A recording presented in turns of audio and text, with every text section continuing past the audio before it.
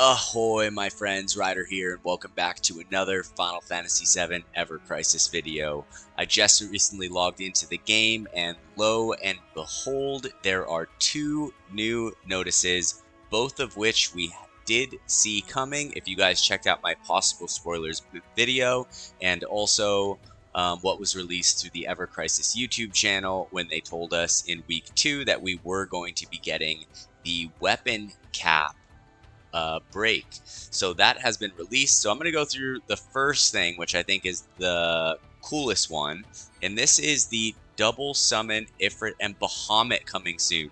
So just like Shiva, just like Ramu, just like Bahamut, this is going to be its own special summon. It's going to have its own growth board and everything where you can level it up and, you know, fulfill those packed missions to get whatever this ability is stronger. Now, this is something that I don't think we've really seen in any Final Fantasy game, like a double summon. Like, we do know spoilers here about a materia in Rebirth. If you don't want to hear it, I'm going to talk about it's a really simple materia, but 3, 2, 1. There is a fire and ice or lightning and wind materia in Final Fantasy VII Rebirth. It's like the closest thing we've really seen, but essentially that just gives us either fire and ice at the same time. It's not necessarily like a spell that does both fire and ice damage, right? However, here it looks like we are getting a actual double summon where, so let's see here. As of March 13th, 7 p.m. PDT, the double summon Ifrit and Bahamut will be added to the summons. Progress through packed missions to form a pact with a summon. Alright, so I'm honestly pretty excited about this. I'm guessing that Cloud's new costume and sword from the Limit Break draw is going to be greatly helpful in overcoming this, especially because Ice is going to be able to do the most damage to Ifrit. I'm guessing we're going to have to fight them at the same time. Either way, I'm super excited. It's been a while since we had something truly difficult, which was the Bahamut EX2 fight. That fight took me like 150 tries, no joke. So I'm super excited here to see what they do put out. So when this does come out, I will be working on guides for each of the difficulties. Probably from very hard through whatever there is. So I'm super excited about this. What do you guys think? Do you think that this is good, that they're bringing this to the game? Do you think that this is lazy? I think it's cool. I'm curious to see how they implement this. Just with Ifrit and Bahamut seems a little bit random, but you know, we'll have to wait and see what it is when it drops and then kind of like overview it at that point in time. But other than that, we do have the second notice here, and this is the weapon maximum level has been increased. This is going to go into effect on March 13th, the same day the double summon comes. And not only is it increasing from I thought that this was going to go from 90 to 100, but actually the weapon maximum level is increasing from 90 to 120. Okay, so now we have no information right now on what kind of mats this is going to take.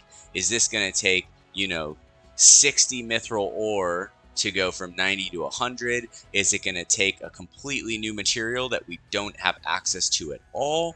I think that this is kind of a big leap, and maybe it might be a bit too far of a leap, especially right now. But I guess we'll just have to wait and see how viable it is to farm for these things. However, keep in mind, when they normally release things like this in a gacha game, they start to make it incrementally easier to get the old materials. So like the genome pods, the cubes, anything like that. Those things are probably going to become much easier to attain in the game. So it's going to become a lot easier, even mithril ore, which we're starting to see mithril ore added to the co-op shop, right? Even mithril ore is going to become easier to attain. So getting to level 90 for your weapons is going to become pretty standard. However, getting to 120, that's going to be another thing entirely. However, for me, I've only ever found, it pertinent to take a weapon to level 90 when it's in the main hand. Weapons in the offhand, I have used them in guides for a lot of content where I've kept them at level 70, sometimes level 80 if you really need the extra R abilities. So I don't think it's going to be like absolutely necessary to take any of your weapons to 120, except for maybe like your super main weapons that you put in the main hand of your characters. Other than that, we don't really have information. I am super excited to hear about this, but we're going to have to wait until Wednesday to really figure out what that's going on. I am curious, what do you guys think? Do you think that this is awesome? Do you think that it's too much on the weapon enhancement? I don't know, 30 levels is kind of a big thing. I try to stay optimistic with things, but hopefully it doesn't just become more of a grind fest than it already has been. So I'm just going to leave it at that. I'm curious to hear your guys' thoughts. I am excited, however, on the double summon. I'm looking forward to some challenging content that I can take on with you guys and the growing community in my Discord. If you guys are interested in coming to join the Discord, there is a link in the description to this video. We'd be happy to have you. We have people in there that are dedicated to helping anyone with team builds, boss content, should you pull on weapon banners, just an overall thriving and good community. So we'd be happy to have you there. Anyways, that being said, if you liked this video, drop a like on the video, and if you're keen for future content, drop a sub to the channel. I would be really appreciative. That being said, hope you all have a wonderful day. Take care and peace.